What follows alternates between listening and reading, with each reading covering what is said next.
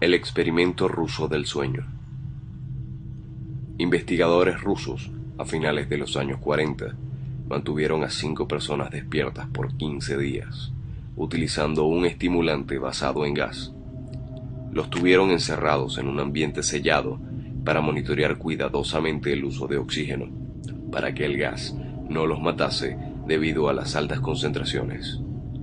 Esto fue antes de que existiera el circuito cerrado, por lo que tuvieron que usar micrófonos y ventanas con grosor de 5 pulgadas para monitorearlos.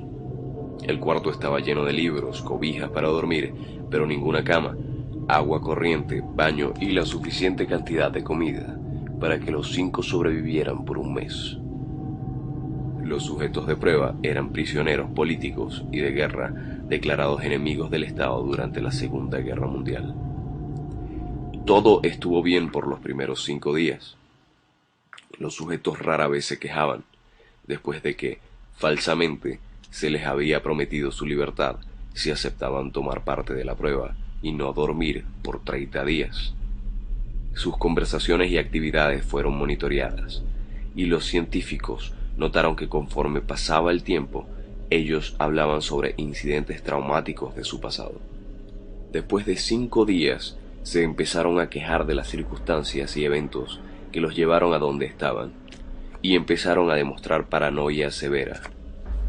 Dejaron de hablar entre ellos, y comenzaron a murmurar de manera alterna en los micrófonos. De manera extraña, todos parecían creer que podían ganar la confianza de sus captores si traicionaban a sus camaradas. En un principio, se creyó que esto era un efecto del gas. Después de 9 días, el primero de ellos empezó a gritar. Corría por todo el cuarto gritando repetidamente por 3 horas seguidas. Después trató de continuar gritando, pero solo podía dar un grito ocasional. Los científicos postularon que físicamente se había destrozado las cuerdas vocales. La parte más sorprendente de este comportamiento fue cómo sus compañeros reaccionaron a esto. O mejor dicho, cómo no reaccionaron. Continuaban murmurando en los micrófonos hasta que el segundo de los prisioneros comenzó a gritar. 2 de los prisioneros que no gritaban tomaron los libros y los llenaron página tras página de sus propias heces y de manera calmada los pusieron sobre las ventanas del cuarto. Los gritos cesaron de repente, al igual que los murmullos en los micrófonos. Pasaron otros 3 días. Los investigadores chequeaban los micrófonos constantemente para asegurarse de que trabajaban, porque creían que era imposible no escuchar sonidos con 5 personas dentro. El consumo de oxígeno indicaba que los 5 debían seguir vivos. De hecho, el consumo de oxígeno era el necesario para 5 personas que hacían ejercicio extenuante. En la mañana del 14º día, los investigadores hicieron algo que no debían hacer. Para llamar la atención de los prisioneros, utilizaron el intercom dentro del cuarto, esperando provocar respuestas de los prisioneros, pues temían que estuviesen muertos o en estado vegetal. Anunciaron: abriremos el cuarto para probar los micrófonos. Aléjense de las puertas y acuéstense con las manos atrás en el piso o se les disparará. Se le otorgará la libertad a uno de ustedes si obedecen. Para su sorpresa, escucharon solo una frase con voz calmada: no queremos ser liberados. Hubo gran debate entre los investigadores y fuerzas militares que financiaban el proyecto. Sin poder provocar más respuestas utilizando el intercom, finalmente se decidió abrir el cuarto a la medianoche del día número 15. Se limpió el gas del cuarto y se llenó de aire fresco. Inmediatamente, voces de los micrófonos empezaron a objetar.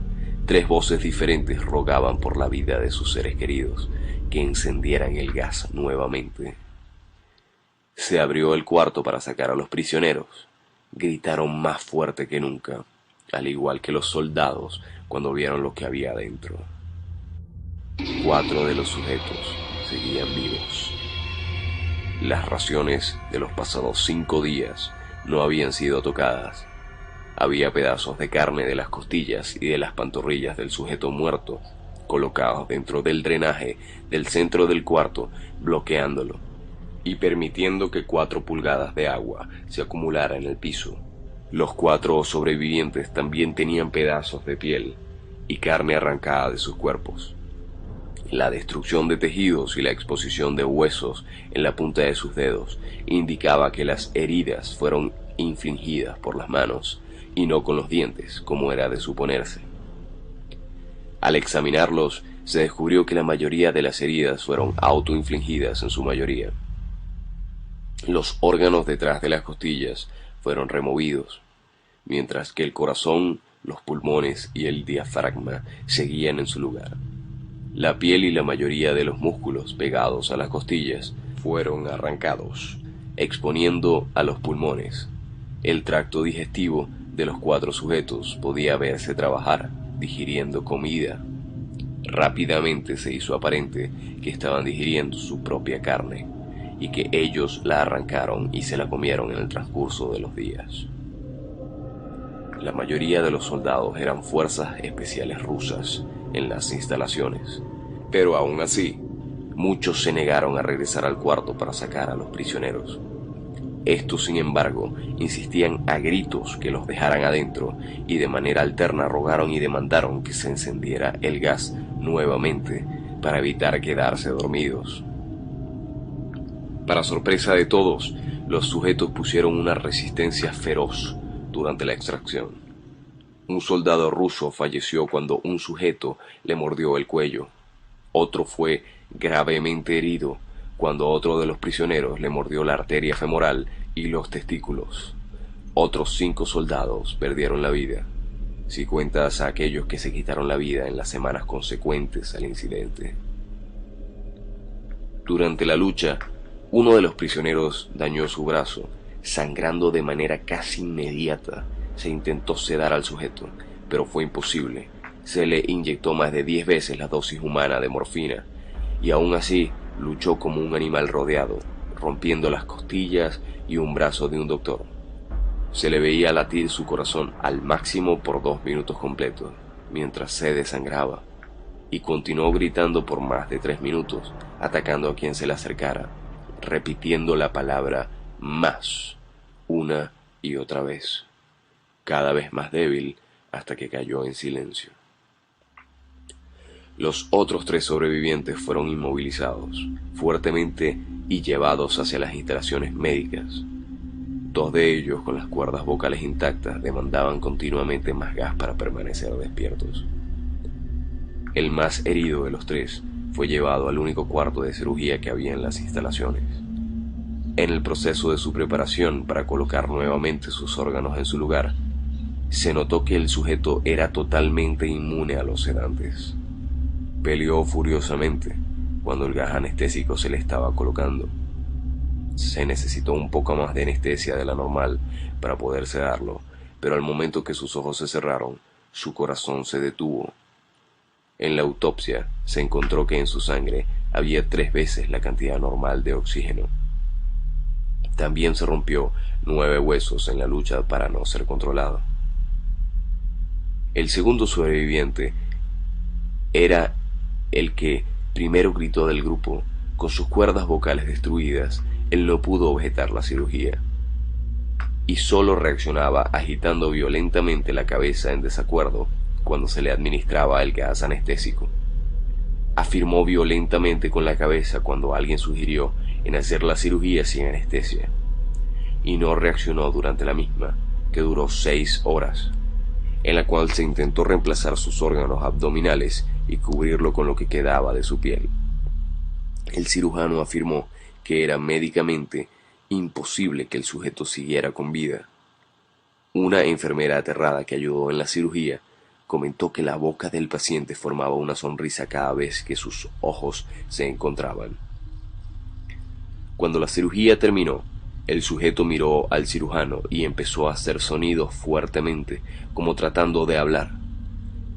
Asumiendo que esto era de gran importancia, el cirujano le entregó un papel y una pluma para que el paciente pudiera comunicarse. «Sigue cortando», escribió. Se le hizo la misma cirugía sin anestesia a los otros 2 sujetos. Se les tuvo que inyectar un paralítico, pues ellos reían constantemente y le era imposible realizar la operación así al cirujano. Una vez paralizados, solo podían interactuar con sus ojos. En el momento en que pudieron hablar nuevamente, exigieron una vez más el gas estimulante. Los investigadores trataron de averiguar por qué se lastimaron de esa forma así y por qué querían el gas nuevamente. La única respuesta fue: debo permanecer despierto. Se reforzaron a los 3 sujetos y los devolvieron al cuarto, para la espera de su destino. Los investigadores, enfrentando la furia de sus benefactores militares por haber fallado las metas del proyecto, consideraron dar eutanasia a los prisioneros. El comandante, un ex KGB, vio potencial en el proyecto y en su lugar decidió ver qué pasaría si ponían el gas nuevamente. Los científicos se negaron rotundamente, pero al final tuvieron que aceptar. En preparación para ser sellados nuevamente en el cuarto, los prisioneros fueron conectados a un monitor EEG. Para sorpresa de todos, los 3 dejaron de pelear en el momento en que se dieron cuenta que los regresarían al gas. En este momento era obvio que los 3 estaban haciendo un gran esfuerzo por mantenerse despiertos. Uno de los prisioneros estaba murmurando una canción. El sujeto mudo peleaba con sus ataduras de piel como si tratara de enfocarse con algo. El último sujeto mantenía su cabeza en la almohada y parpadeaba rápidamente. Siendo este el primero al que se le puso el EEG, la mayoría de los investigadores monitoreaban sus ondas cerebrales con sorpresa. Eran normales la mayor parte del tiempo. Algunas veces aparecía una línea recta de manera inexplicable. Parecía que repetidamente sufrían de muerte cerebral. Mientras analizaban los datos, una enfermera notó que los ojos del sujeto se cerraron. Sus ondas cerebrales cambiaron inmediatamente por las de sueño profundo. Luego se pusieron rectas y de manera simultánea su corazón se detuvo. El único sujeto que quedaba, que podía hablar, comenzó a gritar para que lo encerraran en ese momento. Sus ondas cerebrales mostraban las líneas rectas del sujeto que acababa de morir por quedarse dormido. El comandante dio la orden de sellar el cuarto con los prisioneros, junto con 3 de los científicos. Uno de los 3 inmediatamente tomó un arma y abrió fuego contra el comandante, matándolo de un tiro entre los ojos. Después apuntó al prisionero mudo y le voló el cerebro. Apuntó al prisionero que quedaba vivo, mientras que los demás investigadores escaparon del cuarto. «No me encerrarán con estas cosas, no contigo», le gritaba al prisionero que estaba atado al camastro. «¿Qué eres?», demandó. «Necesito saber». El prisionero sonrió. «¿Tan fácilmente te has olvidado de mí?», el prisionero preguntó. «Somos ustedes. Somos la locura que está encerrada en todos ustedes, rogando por libertad en cada momento de tu vida, desde lo más profundo de tu mente animal.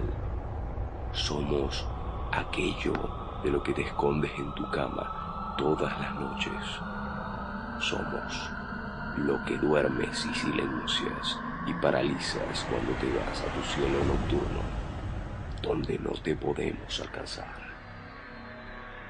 El investigador hizo una pausa, apuntó al corazón del prisionero y disparó. El EEG mostró una línea recta, mientras el sujeto débilmente murmuró: «Casi tan libre».